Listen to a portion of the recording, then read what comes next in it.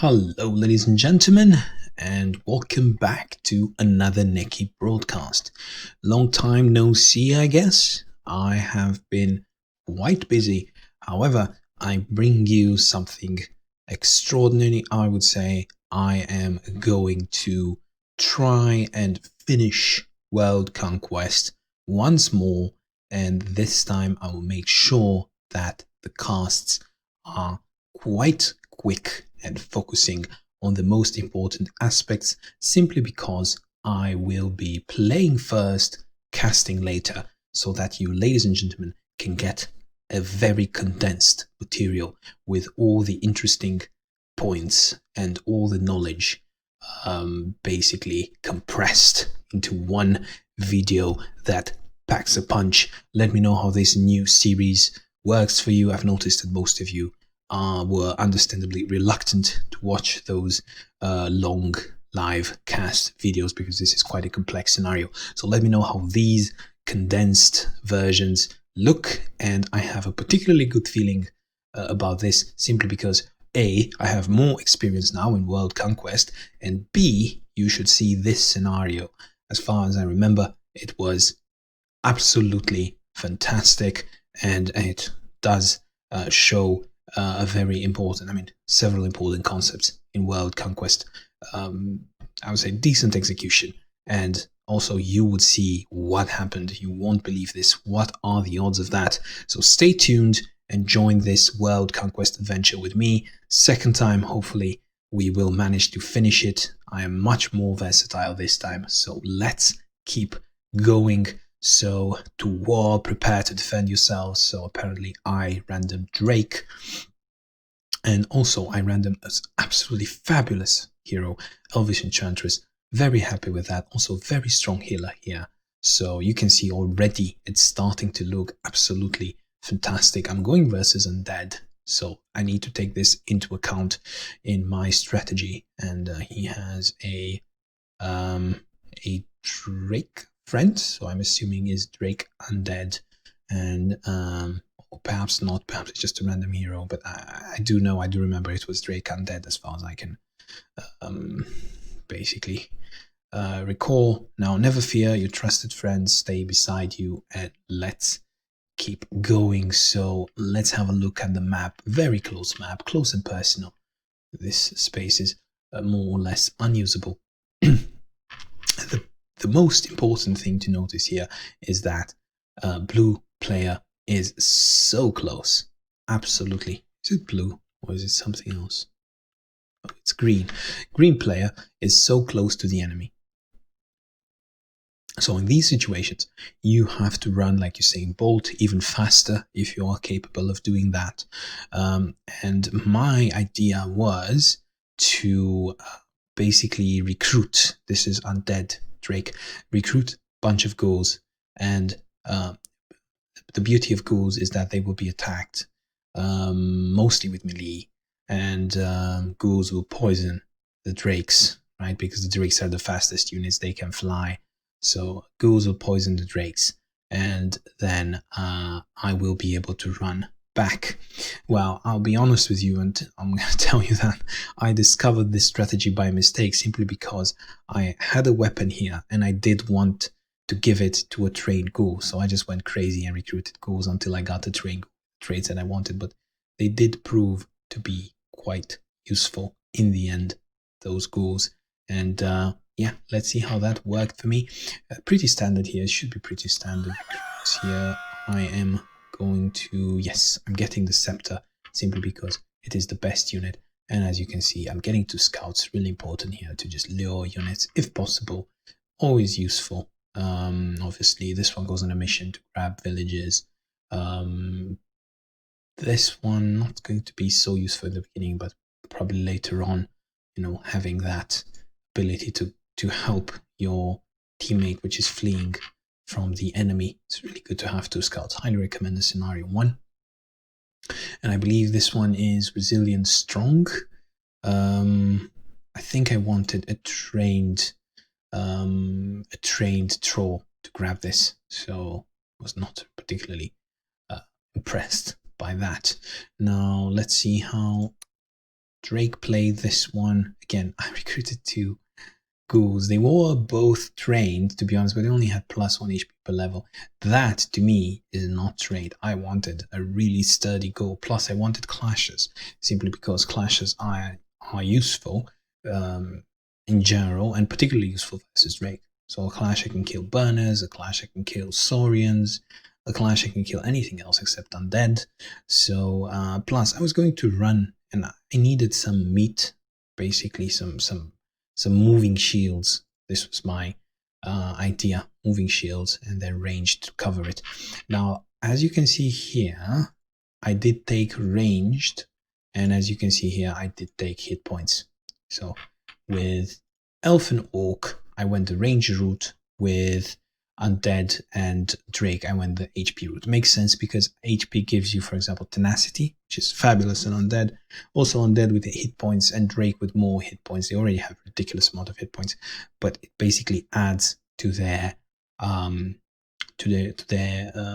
faction characteristics, right? So Drake stays low defense with high hit points. Adding hit points is the way to go, or adding defense, right? But it's not possible to add defense unless you kill range, but then it depends on type of the range. So better to hit points is much more reliable, plus goes with hit points. You can imagine that. Anyway, let's see here. What did I do? Yes, I completely ignored the artifact because I wanted to get a trained troll and trained troll. I got 2 shamans and mage. As I said times and times again, really important to level up these healers in scenario 1 if possible. Plus shamans, absolutely fantastic versus undead. Mage the same, trolls the same. So as you can see, full anti-undead recruit. Here, a bit of anti-Drake recruit, but okay. So that's why I think when I saw that he was Drake, and this is when I got a second clasher and 1 more ghoul, simply because I was hoping that it was better trained. It wasn't the case, but you know, these flying burners and fighters, they were going to come for me, and yeah, clashes and ghouls, that was my strategy. So basically I had to take this artifact with this ghoul and then run out of there. See, such mobility. The level 2 went top, which I was very happy with, simply because elf and troll are the most important, are the best suited to deal with that. Now, you see this here, this bonus point. So 1, 2, 3, 4, 5, 6, 7. That was intentionally done this way, simply because you see the reach of this death blade. I will be just out of reach, and it's so important to get bonus points in the beginning, because they might prove to be, there it is, someone is here, sympathize with your cause, but this is not my battle. This means you're going to get an upgrade, and I have just received Ranger Tactics training level 2, which is absolutely phenomenal. So I already had level 1 and level 2. This means that I can get a lot of chance to get extra damage, plus all these resistances and fearless, distract, ambush, night stalk. This is absolutely fantastic. It was a great start. So if I'm not going to finish now, I don't know when I'm going to finish this map. This was an absolutely fantastic start, at least for elf. You can see here getting these orcish archers so I can deal fire damage also during the night, and also pierce versus Drake. Quite useful. Now, in terms of this side, I had a small problem due to my obsession with getting a highly trained ghoul to have this artifact. As you can see, the ghoul could not retreat properly, so I had to form here an arrow shape, right, to try and defend versus what was coming for me. And I had to put basically the ghoul at its at its tip, right? So this was basically when I started forming this formation, when I'm getting attacked and then I'm poisoning back, right? So I would be running for the most of the game. It's basically hit and run. However, it's not the time to hit. If I hit now, I will be overwhelmed with all these units coming here. Some of these units might be also be routing towards me. It's better to make sure that the units are well spread out between north and west. And then when they are not at their power phase, so when they are at the lowest, that's when you hit back. And usually you don't want it to be immediately, even if, for example, arguably you could say it's my power phase for Drakes, although I have a mix of chaotic and lawful units, so it's difficult to see what my power phase is. Probably during dusk, when things are changing between night and day, and I can basically utilize still some of my units at more or less good potential and then switch to chaotic. Or so I'm pretty versatile, so it's more important to attack at the right position, which is somewhere closer to red, when the units are pretty spread out in both directions and when they are probably whittled down by poison. We shall see now. So there is the attack, poison back, and these units are doing absolutely nothing. Now, it would not be wise to simply attack into this, because I would have the same problem that green has. It's a bit more subtle here. You might say, look, there's a lot of terrain here. I have good positioning, good units, perfect leader versus undead, and Drake, perfect leader, really. But you shouldn't be attacking here, simply because you will eventually be overwhelmed. What is the whole point of this clump of terrain if you're not going to abuse it? Abuse this clump of terrain. Try to lure them into difficult positions, and this is exactly what I'm going to do. I'm going to lure them into difficult position, and we will see here how exactly I did that. So you see, I'm putting this straw on 50% at the very tip of this. It's actually a V formation, right? This Elvish fighter is on the other side, and this Drake burner can reach it. From the Drake burner's perspective, this is the most vulnerable unit, so I expect the burner to attack here. Or probably he could attack the shaman, but then he will be slowed, and the shaman will heal from this shaman. So it's either way, bring the Drake burner on 30%. Now, in terms of this Deathblade, I thought if, for example, he becomes extremely lucky and then hits my Troll Whelp, and then I'm not willing to deal with that just yet. Let me just deal with the Drake burner first, and then deal with the Deathblade later. And deal with the Deathblade has 6 movements, so I wanted the Deathblade to push a bit forward before I engaged him. Plus, if you see, I'm mostly chaotic, right? Chaotic or neutral, so I do have Orcish archers, Troll Whelps, so I feel that I'm a bit better prepared to deal with the Deathblade closer to my castle, and at a time when most of my units could dish out at least a lot of ranged damage. Plus, they were coming; they weren't stopping. So, okay, you know, this clump of terrain is basically impeding their movement. So some units can fly, like this burner, and the other units will be slow to reinforce. This is why I chose my bottle. My bottle. Yes, I chose my battle right next to the castle. Probably drinking a bottle of whatever it is that elvish sorceresses eat. Potion or something. Drink, not eat. You eat from a bottle. You. Okay, my brain is all over the place. You drink from a bottle, so whatever it is that the elvish sorceresses drink, probably a potion of some kind. Anyway, let us return to the battle at hand.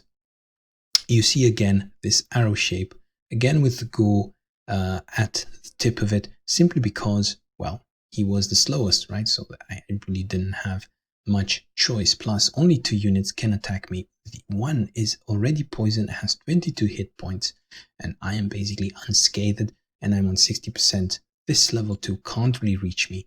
And as you see, the units are running here, then going top. They are basically spreading as a fan all over the map, including spreading here top. So that is the main idea. I don't really want to fight now, simply because if I do fight now with this necrophage and these ghosts, plus I'm just too close to the enemy still, I want to keep running top. I want to engage from the same position as red, I mean the same latitude as red. So let us see here what happens. Oof. That was a bit painful for me. Again, going for the Elvish Fighter now. His burner is dead. However, I did take a lot of damage. But there was no way I was going to die. So risk is minimal still. And these two units, unfortunately, I mean, not unfortunately, it was expected. They couldn't attack anywhere. So they parked themselves in the villages. So it's really dangerous now. I should make an effort to lure them in. So first burner. Using my item here. A lot of damage. However, I'm making sure that that is a really important role. I'm making sure he is out of reach. And again, experience into the shaman simply because it's again, it's one of the most important units that you want to level up. And you see here on this troll staying away from this death blade. The only unit that these two units can reach is this troll, which doesn't have a staff of radiance, right? So it's not that important. 48. Even if this one gets massively lucky, he won't die. So 60% won't die. Now I feel that it's the time to lure units in. Probably. In hindsight, I could have lured this Deathblade sooner. However, as far as I remember, the Deathblade could only reach here, could not reach the mountain. Now I can lure from 60%, which is much, much better. In terms of green, again, more retreat.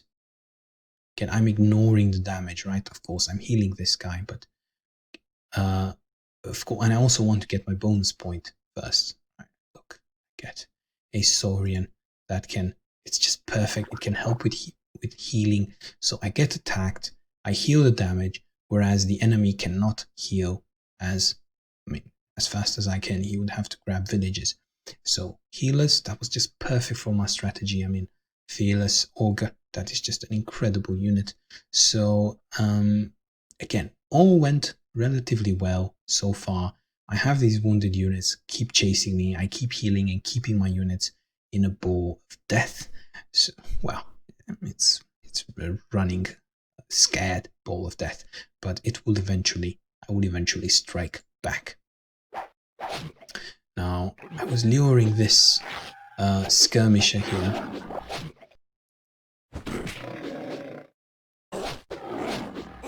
That was probably not the best of lures. However, I really wanted to make sure that he does attack me. Because had I put here a fighter, perhaps he would have been scared and he wouldn't have attacked the fighter. If I put an archer, did go for the archer. So 3 units lured in. The cat dragged in skeleton archer as well. However, I feel that I can simply deal. This is the most important target. I have to deal with this and probably with this simply because it's so easy to kill. No point in wasting time with the glider. It's more important to keep my units in a compact formation rather than scatter them around, and I believe this is what I did. Perfect. More experience into the shaman and putting my leader on 70%, and this is a good enough positioning here. Again, experience into the shaman, experience into the troll with the artifact, simply because the artifact makes sure the troll has 0 upkeep, and also keeping the troll forward at the same time, simply because these 3 units, I mean these 2 units, they don't deal real damage, right? So the ghost, although the ghost versus troll is quite good. I mean, it's decent, but doesn't deal, damage like a dark depth. The great glider deals absolutely no damage. Skeleton archer, troll is pretty resistant. I was sure I was not going to die here, even if these get 3 out of 3. I'm pretty sure I can survive. So I thought that this was a good positioning simply because I wasn't dealing with a real damage unit. I wasn't dealing with skeleton archer, but it was not that scary, to be honest. Troll is resistant to pierce. So again, killing those 2 units, making sure I keep my units compact, and then luring more units. Now on this side, I helped a bit with this Elvish Scout to finish off the skirmisher. As you can see, the skirmisher was lured away from the main army. So the idea is to go top, kill the skirmisher, form another line here, and try to kill them one by one or poison them. These are the Drake fighter even went back So he's not pushing with the main army. As you can see, I keep running and trying to heal my units. That was a bit unfortunate here. I got so much damage in.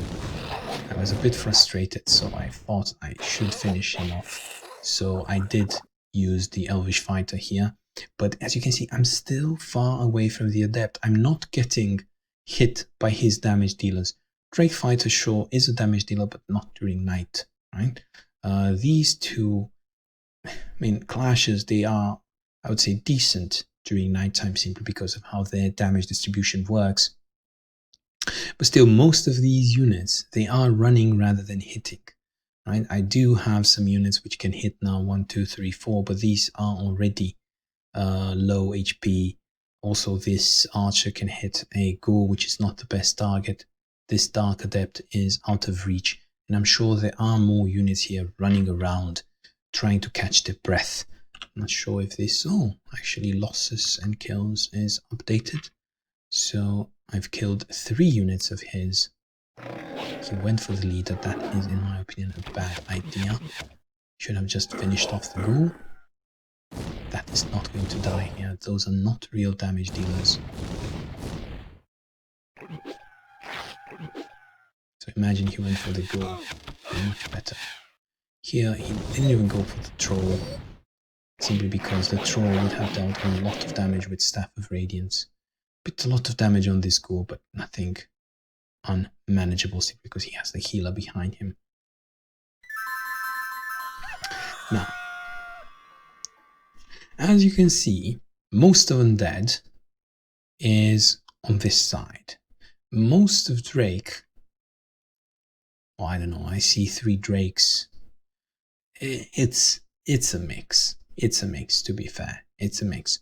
However, Undead, which is the bane of Drake, is now not at its power phase. To be honest, I'm more scared of Undead than of Drake, because if I do get an archer on 50% here, it should just be frustrating to deal with, whereas Drakes, they are on 30% most of the time, probably 50%. Also ghosts, to deal with a arcane attack, they deal a lot of damage to Drakes and they can just fly around. So I was more scared in this scenario, I was more scared of Undead rather than Drake. So I felt now, time is changing.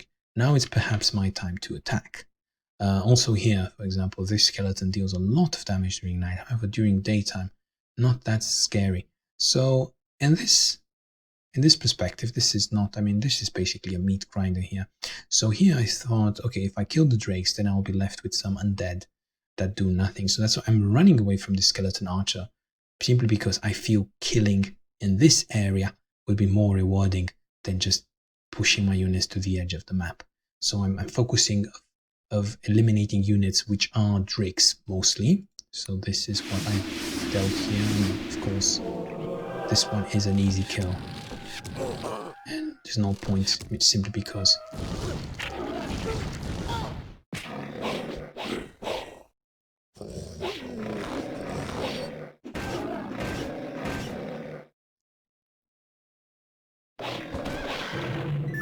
so, well, at least I thought this one was an easy kill. So probably I bit a bit more than I could chew here. Probably my Elvish Scout is going to die, but I really wanted to not jeopardize the life of this shaman. I really wanted to make sure that this shaman cannot die. This one is slowed, yes, but with some hits from the glider, it would have been a bit dangerous. So I overestimated a bit my ability to eliminate this Drake fighter, and I went for this. Probably I should have been a bit more patient, use my leader on this fighter instead, but it all ended relatively well. The only unit that is going to die is going to be the scout. So this is why you need scouts. People say, oh, you've placed your units poorly. No, I haven't placed my units poorly. I have actually managed to kill a lot of units, and then I place a scout to basically draw a lot of the damage, like a punching bag, like a sponge. It absorbs a lot of the damage. So the most scary unit here, which is the Clasher, will go for the Elvish Scout rather than jeopardizing the life of this troll, right? So it's just I'm covering for myself with a scout. So you do need 2 scouts as sacrifices in one game. That's why I always like to recruit 2 scouts. So it was more important to eliminate those units or slow them, take them out of the game, achieve this central positioning. I mean, this one will keep coming and attacking. You see, I'm away from this skeleton, but the skeleton will keep coming. This one will keep coming and attacking. However, he will get retaliation. Okay, so pretty decent here on the left-hand side. Now I feel it's my time to attack. Those ghosts are easy targets, or they should be. So already killed 2 units, I feel. 3 units. 4 units. Okay, so 4 units eliminated the adept, which was the scariest of damage dealers. These ghouls, they are fearless, but yes. So yeah, they are fearless, but they don't have the bonus. They've lost their edge. Same for the skeletons, same for this. I mean, there are some ghosts flying around.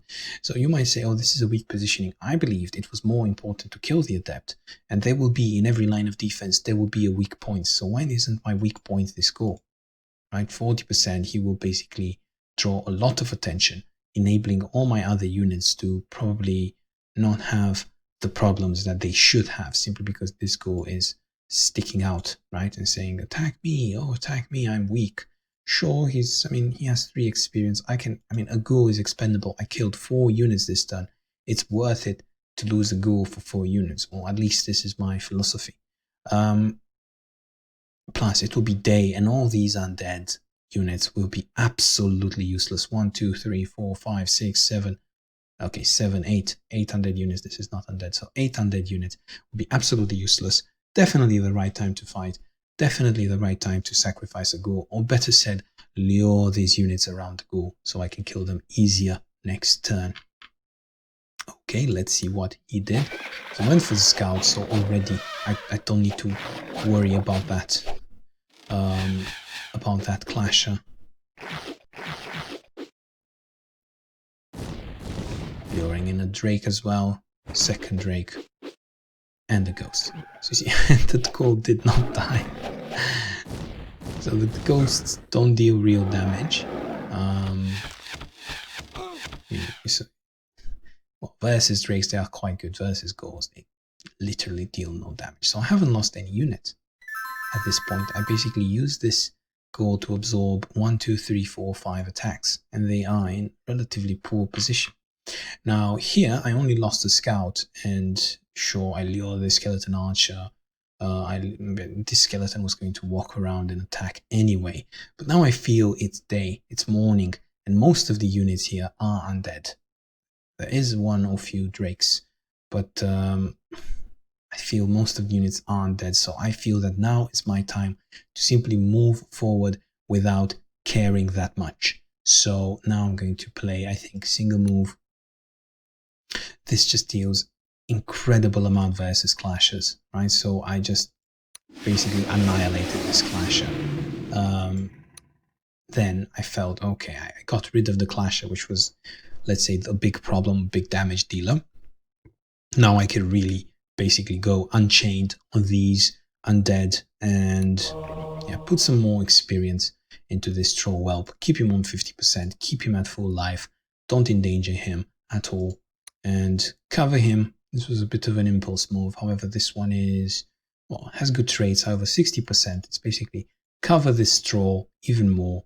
60% Elvish Fighter is not going to die that quickly versus all these units. 60% versus units that deal no damage. I think it's fine. So that was me basically saying this takes care of the defense in a decent manner on this side. And I slowed this fighter simply because I did have some archers and I didn't want them to get hit unnecessarily. Okay, mage, why not, if I can, with the experience in the mage and in these shamans, as I said. This one heals.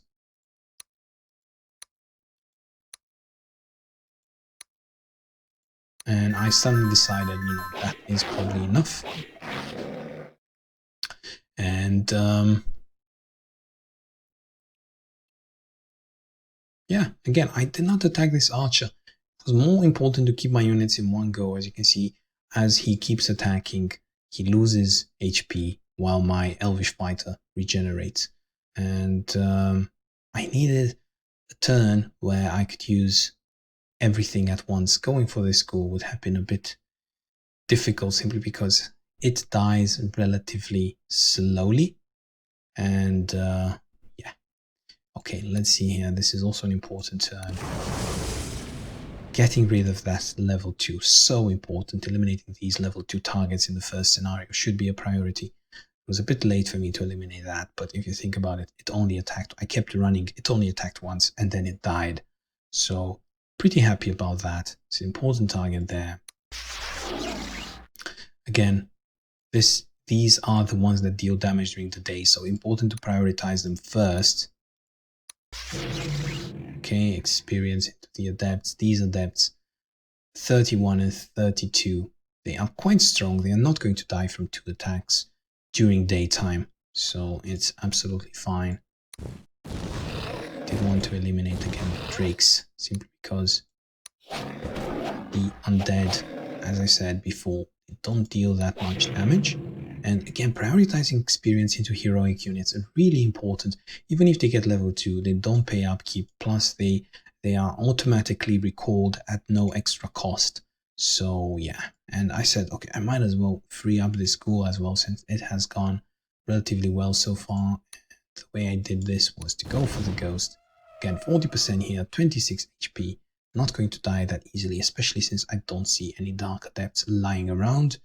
And this one healing up, and this one blocking basically the Drake Glider from moving in. This one, even if it gets hit, 3 out of 3 can't die, so I was happy with this line. Really not much else I could do. Did plenty of kills, I would say. 8-1, totally worth it. So yeah, I needed to protect this adept. There was no way. I was moving my leader away from here. Important to keep the line once more. Okay, let's see here. This turn, did not see this burner, so I was a bit scared when I saw him attacking.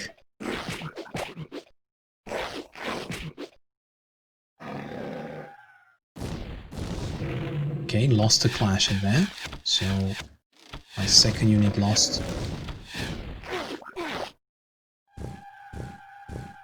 However, really important, I kept this alive.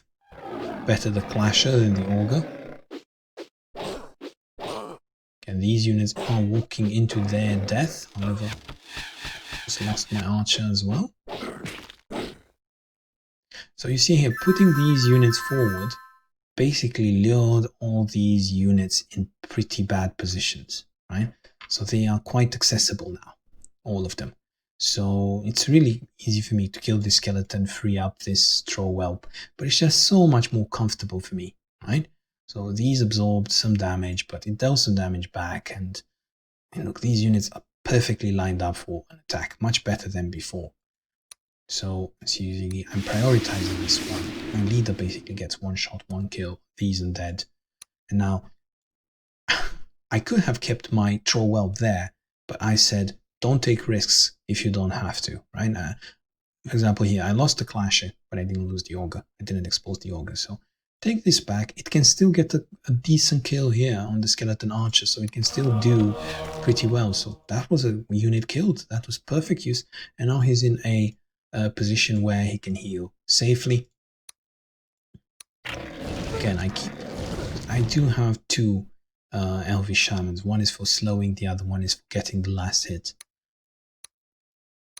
Okay. I wanted to basically deal as much damage as possible rather than last hit with the mage. Now I can last hit with the shaman, right? So it's much better. I mean, the shaman levels up. Look how quickly the shaman levels up, 32, whereas the mage 65. Okay, it's fine to put experience into the mage. You can say, oh, Neki, it's so difficult to get a white mage. Yes, but this elvish shaman only needs 32 and it provides healing. just like the white mage does. So it's just a much more efficient use of the experience. So really happy with that. My shaman was growing, and let's see here. This, by the way, is a fearless orcish archer. So this is another unit to watch, another unit to babysit, another unit to make sure that it gets the experience. So fearless orcish archer, you never see that in the main campaign. So definitely a trait to cherish.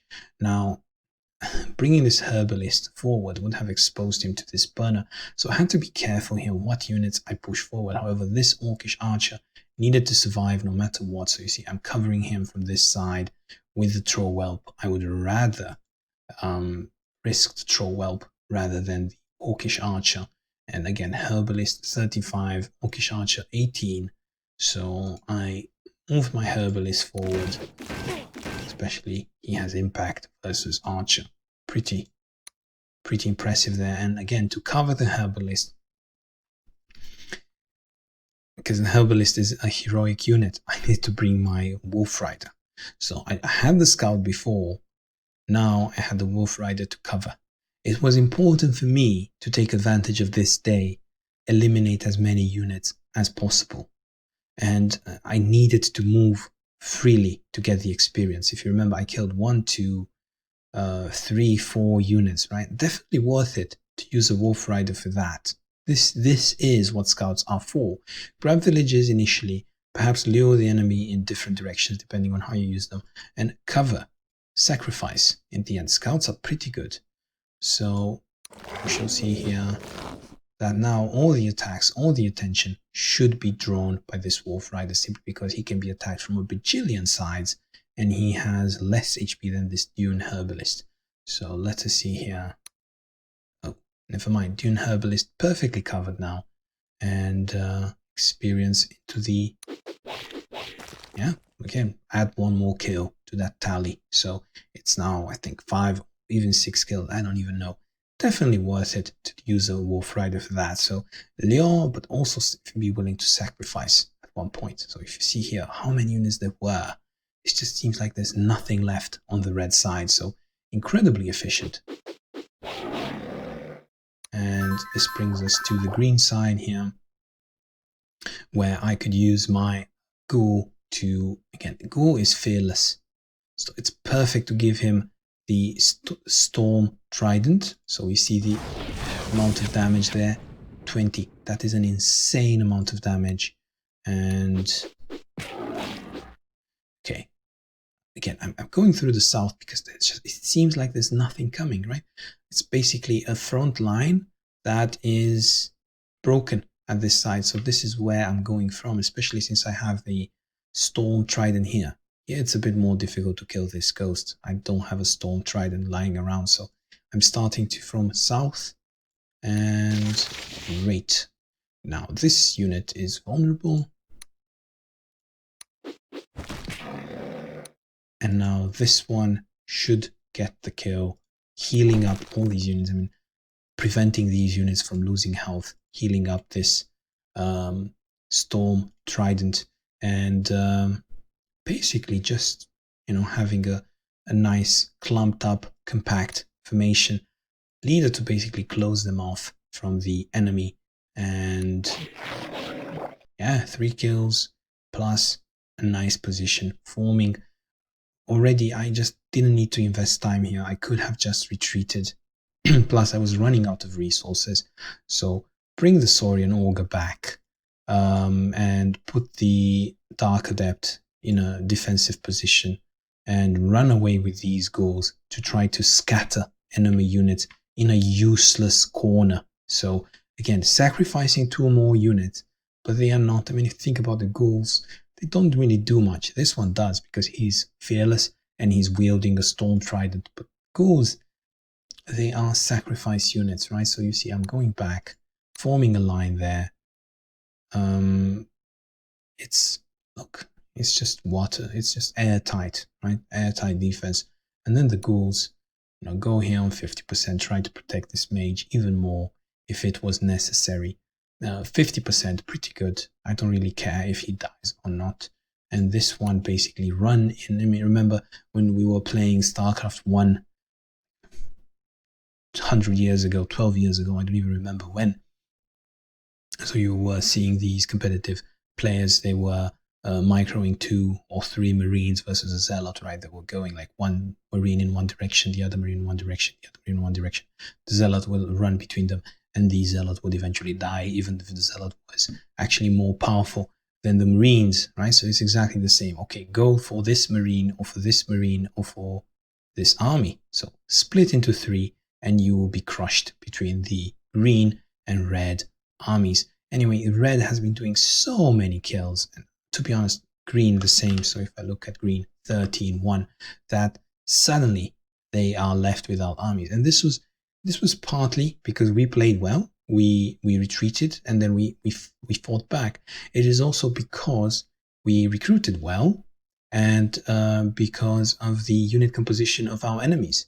So drakes and undead, if you have the right types of attacks, they are the factions that die the easiest. So we were able to play in such a manner also because our enemy was a combination of drake and undead. So we basically adjusted our playing style to the factions, or you could say we have a more aggressive playing style, and our aggressive playing style matched the factions pretty well. Imagine we went versus dwarves, we wouldn't have been able to basically obliterate enemies at such speeds. So perfect start, I would say, combination of map, artifacts, and factions. So perfect start to World Conquest. If I don't finish it now, I don't know when, so I will be trying to do that, but let's see how this game unfolded.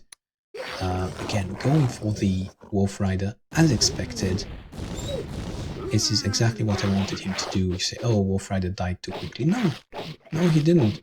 He basically absorbed the attacks from the Drake Burner, which was the scariest unit on the battlefield, right?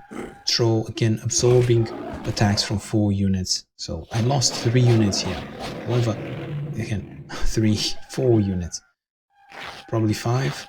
No, not yet. So I lost 4 units there, but it was totally worth it, simply because they were filling units. So they were just filling up the slots. They were not heroic units. They didn't have artifacts.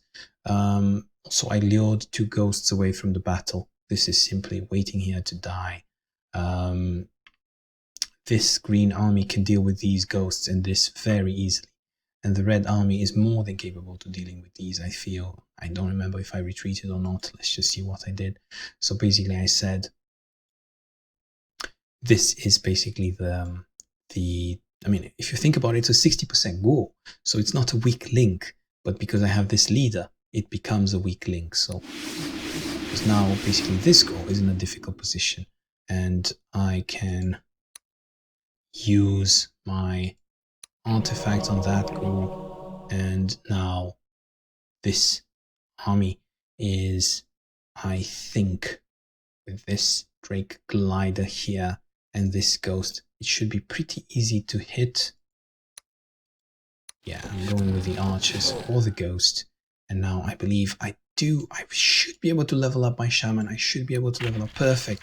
So perfect leveling up with the shaman here on 70%, also flanked by this orcish archer, which is not the most crucial. Remember, I have level 2 ranged training, so I need to lose some of my units to free up supply, get some gold, so I can convert that gold into level 2 train, level 3, because next scenario I'll be getting level 3 ranged, which is an insane amount of training to be having for the 3rd scenario. It was really fortunate that my bonus point was range, so I'm really not too fussed about losing units, especially now after I've cleaned up the map. I'm really not too fussed as long as I don't lose crucial units. So again, 70% here.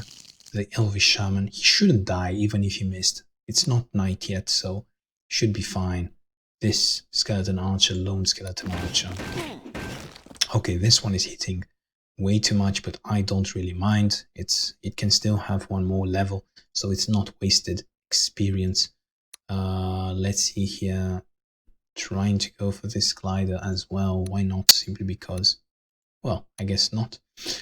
So now is the time to form the line. Again, 70%. Had I lose this Elvish Shaman, not too worried about it, because I would have had, 10 experience is not too much to lose. I already had one healer, so it would have taken me a long time to build another healer.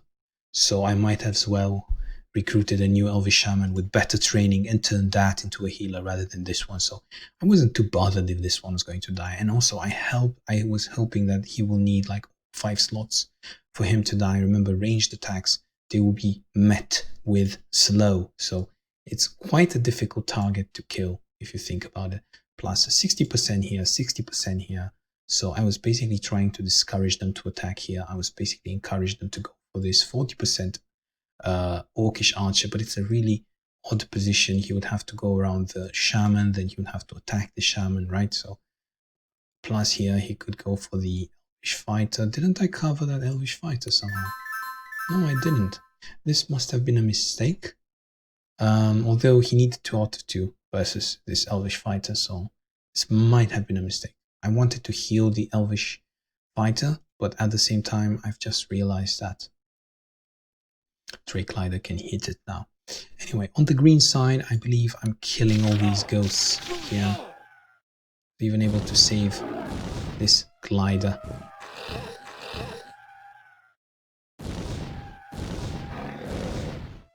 Again, a bit unfortunate that the experience went into the glider. However, on this side, I was managed to invest my experience of this Orca. So as you can see, I'm going towards my first healer. Here, there's really not much that can damage my 60% Augur. They are just too far away. So I'm already in perfect position to sandwich these units and destroy them and then claim my my reward, which is that keep and its leader. Of course, 3 out of 3, why not? So that was my bad here. Here, this one would have survived no matter what.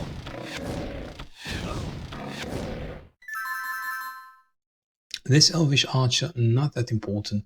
The level of training is not that good. Also, he does not have a lot of experience. And then again, I'm able to use these two, and also these two can, every turn they have killed 1 unit. This is a big deal, having such a good hero and a good artifact. So, plus this is fearless, and it's gearing up to be a level 2. So okay, level 2 troll as well with artifact. Remember, this has no upkeep, and here I think I was concerned that this one might level up, and I think I might have just use the level 2 on it, make sure it dies, and probably experience it with the Elvish Shaman. Again, when the game gets to its end, it's all about putting the experience into the right units. You have plenty of units. You can compute and recompute. Make sure the experience ends up in the right unit, like I'm doing here with the Shaman. Here, probably I was a bit nervous regarding this Archer. I thought, just put the experience into the leader. It's 8 experience anyway. I don't want to deal with Poison Shaman and the problems that stem from it. I just want to finish this game as quickly as possible, this scenario, so I can get bonus gold for the other scenario. So now I believe we can put on continuous replay, because there are not many units left, and as you can see here, I'm trying to put the experience into that Augur, and this is exactly what I did. I want a level 2 Augur for his healing capabilities. I did not see that fighter, so that could have been a grave mistake. However, 60% did do its job this time, and it all was well, because it ended well, right? That's not going to die. That's going to become a level 2, and now I will be looking to place my experience into, again, that guy is getting all the kills. I did not want that. I wanted the experience into my Shaman. Oh, and of course the Shaman missed. So basically I'm mooching him for experience at this point. I'm waiting for him to live one more turn so I can dump its experience into the shaman. Here I put the experience into the hero, which is absolutely fine. But now I do need a healer. It's really important that I get a healer. So as you can see, I will be aiming to put the experience into the August from the green side and into the shaman from the red side. Okay, so now I ignored that archer simply because I do want to put the experience into one of the... Yes, exactly. So now I have a level 2 healer, and I am computing my steps in such a way that I get the experience from the leader in the perfect unit. Great. And now I waited because I wanted the experience into one of these adepts, right? I wanted these adepts because these adepts will become leeches, and they are the core units in my green army, right? Leeches are the core unit. I'm thinking scenario 5, I'm thinking ahead. So perfect start. Red player has level 2 ranged training. Green, he was in a difficult position, open map, close to the enemy. However, through a hit and run tactics, he somehow, some way managed to survive and hit back, not losing too many units. So if this is not the set of scenarios when I finish World Conquest, then I don't really know what would be that set. So we will try together. So stay tuned. Let me know what you think about these quick casts. And I shall see you, ladies and gentlemen, with World Conquest Scenario 2, hopefully. So let me just play this, and okay, you can't see yet Scenario 2 because I'm playing the replay, but I shall hopefully bring it to you soon.